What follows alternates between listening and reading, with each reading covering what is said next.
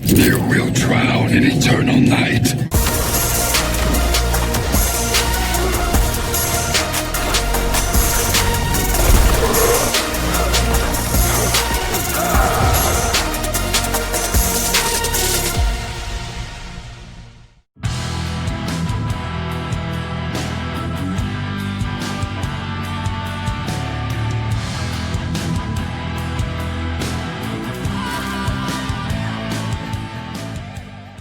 Hi guys, welcome back to the channel and to another episode of Kombat Talks Blood. This time with a returning guest, GTG GameTimeGaming, who had so much fun with our last episode that he directly agreed to show up again and to do another podcast here with me. So welcome back GTG, I'm very glad that you enjoyed what we've been doing here. Yeah, no, I love it. I love what you guys are doing, and I'm definitely going to jump on this podcast bandwagon. I'm just trying to find time to do it because it's always been something I wanted to do, and it's really something this community has lacked. You know, we just don't have an in-depth anything on this other than our conversations on Twitter, and it's nice to like when I was listening to yours and Man with No Game, I was just working. I had my phone in my pocket. It was playing the YouTube channel, and it was so awesome because I could. Just like any other podcast, I guess, just listen to this and take all in, and it's really neat. I'm really happy you guys started that. You know. Well, thanks a lot, man. I really appreciate hearing that. It's awesome. After all these years. I mean, I wish we would have started something like this 3 years ago, even. You know. Yeah, absolutely. Just all the content that we missed, but I tell you what, I will. If however I can support you guys and try to get your names out there, because this is what I feel. The community just hasn't had people like you in it. I mean, you've been in it, but you've been in the background. And instead, and I think it was either you or Man with No Game 45, they mentioned that they come away watching Star and Sky with false info or just maybe not the right message. And I really believe they're going to get it through your guys' message because it's detailed. It's true to the game. My only real problem with Star and Sky is that he made his entire success out of hacking. Yes. So he is cheating to begin with, and so many people are watching his channel because he shows maxed out gameplay and stuff like that. If you want the real thing, then you will have to deal with a Fusion Zero Joker when he comes out or something. Yeah. So there is no Fusion X level 60 Joker on day one. I'm sorry, unless you pay $1,000 or $2,000 US, there is no way to max this guy out on day one. And that seems what these newbies actually seem to expect. You know, that's why they are watching these hacker channels. I want to see maxed out gameplay and stuff like that. Where you think if you just support those guys, you will destroy this game. Right. He's an influencer, no doubt about that, and he's influencing the wrong way. I mean, if he put his energy into what you guys are doing, then I could respect him. I still remember back when they had the Christmas packs, and I think he had one of his friends, send him like, I don't know, it was like 300 of those, and that was his video. He was opening 300 of these, and you're only supposed to get like one a day, and he was just going like 300. I'm like, oh my gosh. And I've always said to myself, if NetherRealm ever partners with him for anything, I'm done. Like, because of what you just said, like he hacked this game the whole way up to where he's at, and I just couldn't stand for it anymore. If that ever happens, I'm gonna have to call it done. You know, because it's like I've been fighting the good fight for so long, and then if something like that would happen, I'd be. Hey man, as I said, like the moment I discovered your channel, Star and Sky was dead. Appreciate it. No, I'm absolutely serious because I saw that passion and I saw that honesty in there, you know. And I think at that time you've been going with a Fusion 2 Dark Raiden or something, you know. It's like, and I'm trying to get my third Fusion. It's like, man, you go, you know. and that's back when it was easy to get a Fusion. Absolutely. But that's also the way that we legit players felt in that moment, because we had like a Fusion 2 Bujutsu Gongjin or something. And then seeing somebody who does the same thing and just has fun with that game, instead of typing some formulas into a computer and just having a Fusion X right away and then no clue how to deal with them. You know, I've seen videos of Star and Sky where he did like a review on Covered Ops Cassie Cage and how awesome her passive is and stuff like that. And then like 2 months later, he faces a team with Covered Ops Cassie, a Spec Ops team, and wonder why they all have Blockbreaker. It's like you made a review on that chick. He just didn't listen to his own thoughts or something. Yeah, it's like, I mean, I kind of get it. He has so many different things going on. He does like MK Mobile, he does Injustice 2, he does Shadow Fight, and in between he started playing Shaolin Monks and whatnot. I mean, I haven't watched him now for like 2 years. I don't know what's going on his channel at all now. Yes. Because ever since I really refuse to give him clicks. I do too, yeah, and I think his passion is on his number of subscribers, which, you know, whatever, good for him. As my passion was always, I always told myself, like, it's not about the subscriber count. It's about it's about me having fun, doing something I enjoy, and talking to cool people, and that's all I ever wanted. Yeah, same here. As I started my channel, my main intention was, number one, be something different than Star and Sky. And number two, it doesn't matter how many subscribers I get, and if I even do that for just 20 people who share the same passion as I do, then it will be worth it, because like I'd rather have like 20 friends and we just have a blast together playing this game, instead of having like 30,000, 50,000, 300,000 subscribers and everything just gets muddled and all is directed towards success. That's not the intention that I ever had with my channel, so I'm really happy to be like a smaller channel, but therefore get to know some of my subscribers pretty much on a personal level. I will tell you something. I started back in 2015. My original videos were just x-rays. So a new character would come out and I would do x-rays. The only way I could get them was to use an alliance. You remember the alliance? Yeah, of course. Yep. So I would find battle somebody mode. Yes.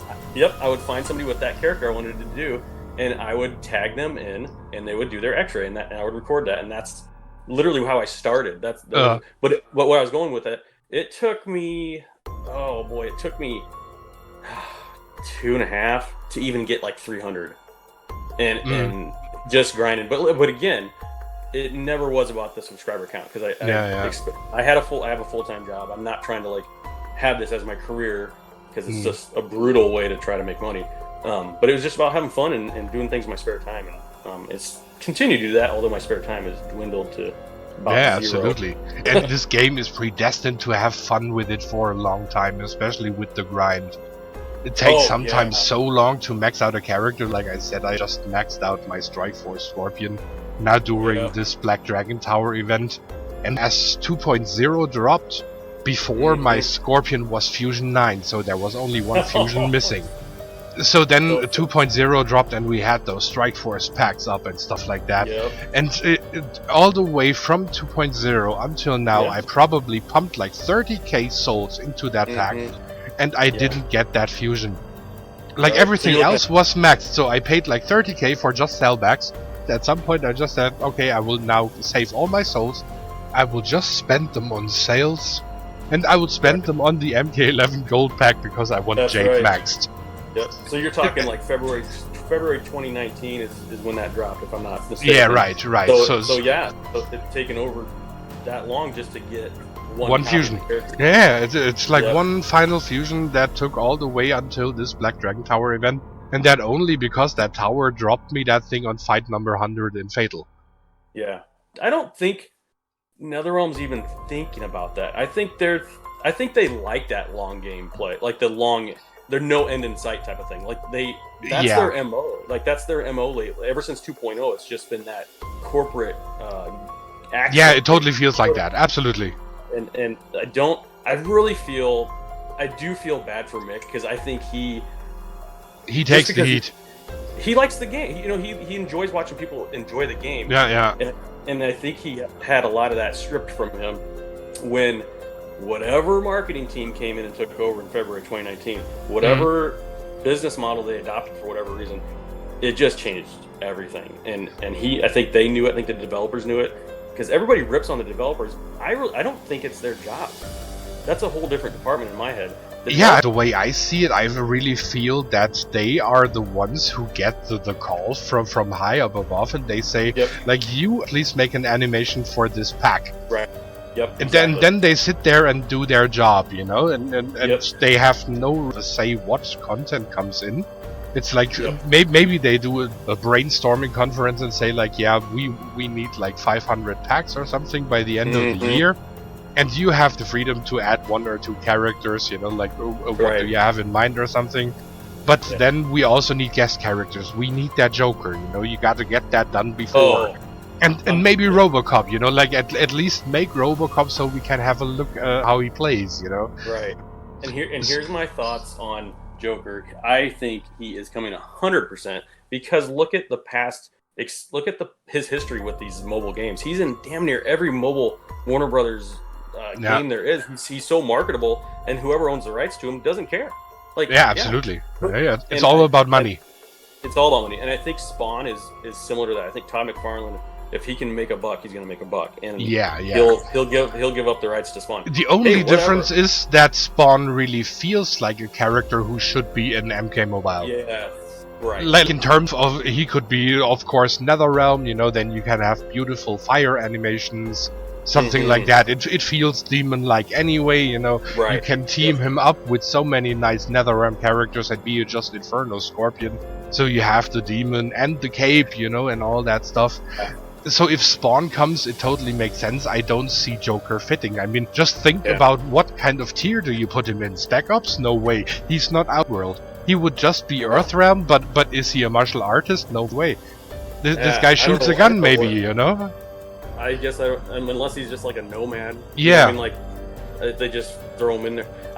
And they might just do that because they want the money. They're like, we don't know where to put him. Just put him in with a nomad so he can fit any team. Which is kind of funny because up to this date we only have one single nomad with Bounty Hunter Aaron Black. They never bothered to make like a nomad team where you actually could choose whoever you want to, you know? Oh yeah, good point. I never really put that together, but there's only one single nomad card and that's about it. And despite us asking for more nomads, we never got any.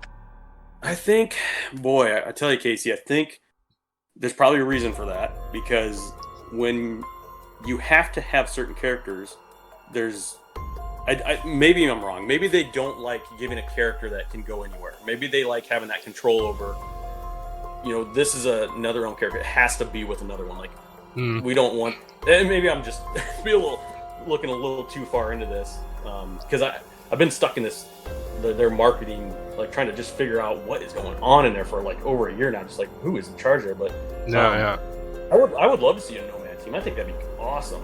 Yeah, absolutely. The Kombat Cup, I think that's probably a very good possibility too. Another Kombat Cup character, because then you would have your 3 characters in that. Kombat Cup Joker. Oh my god! That would be actually awesome, though. Dude. I mean, just think about it visually. You know, you have Sonya Blade smiling like a honey cake horse. Then you have Johnny Cage looking like the frat boy himself, you know, with his weird hairball up there, you know, and the tattoos. Right. And then you have Joker, so totally misplaced in that team, but it would be so much fun.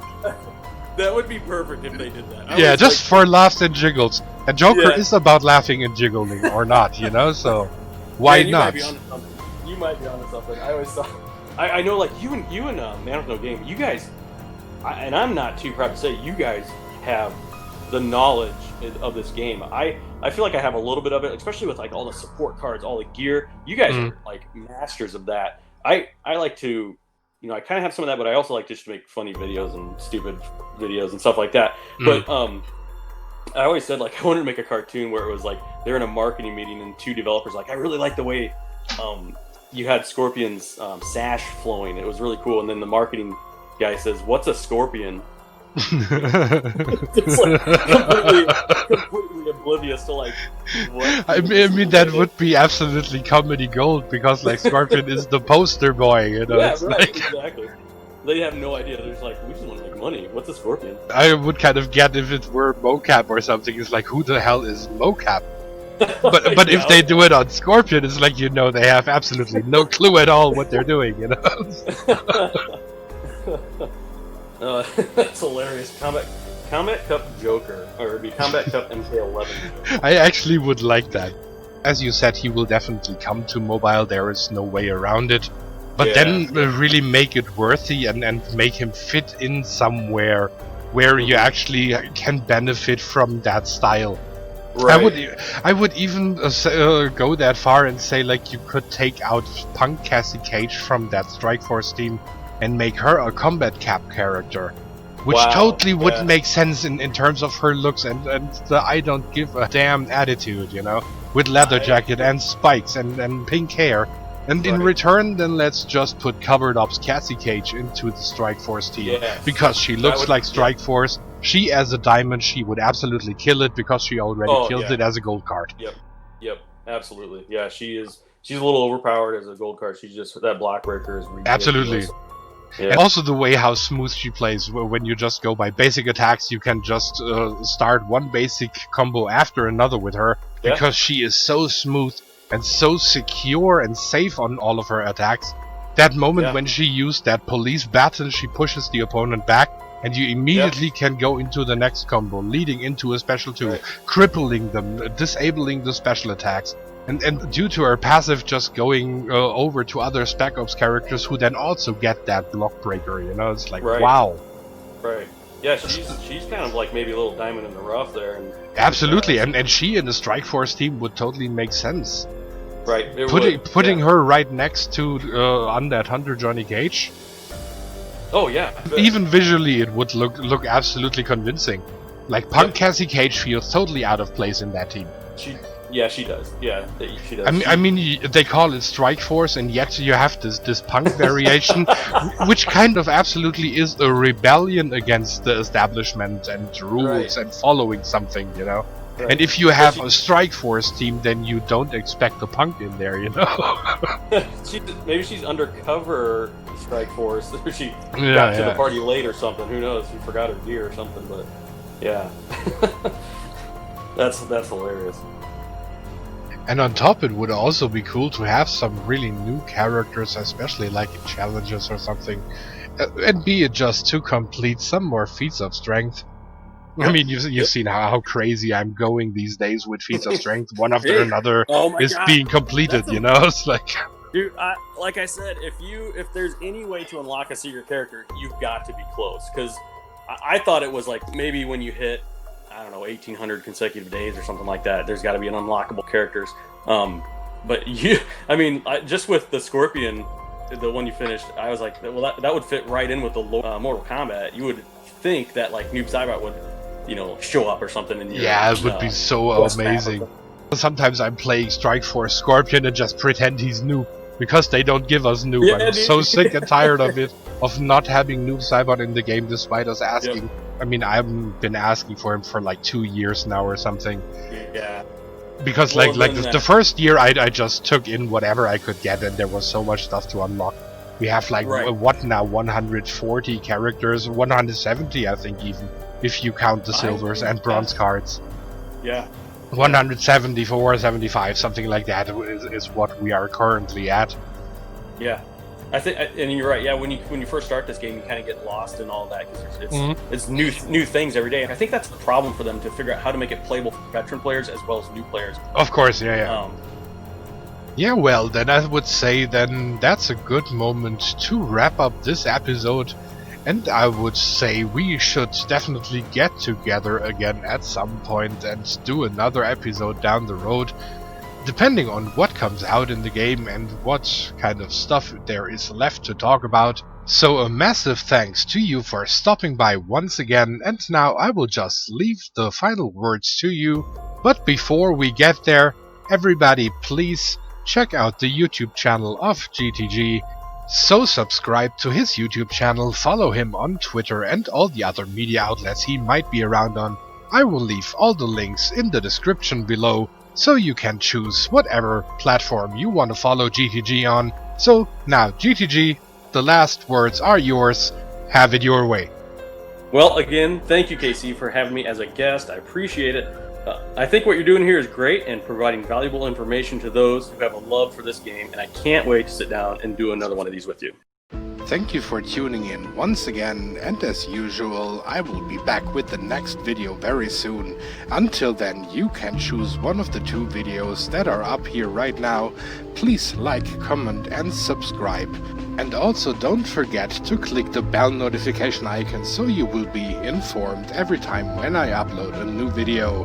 Take care, Casey over and out for today.